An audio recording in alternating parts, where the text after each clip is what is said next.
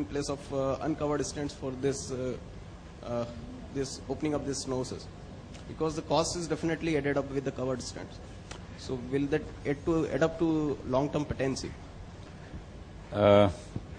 See, if it is not a chronic total occlusion which is long and fibrotic in nature, if I can get away with a balloon for a stenosis, that's the best.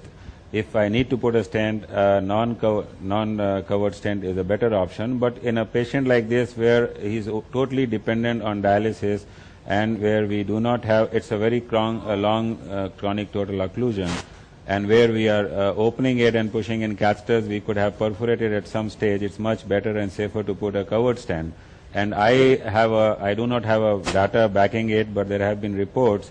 If you put a covered stent, the chances of intimal hyperplasia are less, and these stents tend to be working better in these sort of lesions than non-covered stents.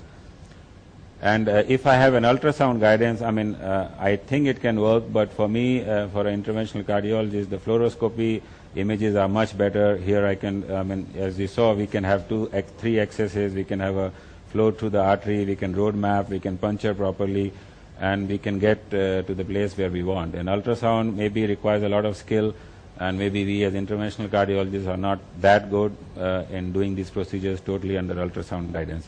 Because I am using both the procedure, I am using both the modalities. So definitely the ultrasound guided puncture is very accurate. The reason being we can access the depth, and 3D we can get. These are the projectional images what we get on fluoroscopy. So there's always some to getting more precision. Ultrasound is always better.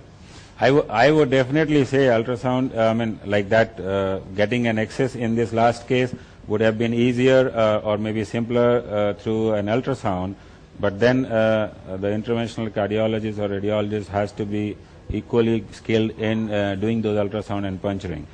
And we find that road mapping is for us is a very simple technique, and if we can get a good road map, we can get into any vessels.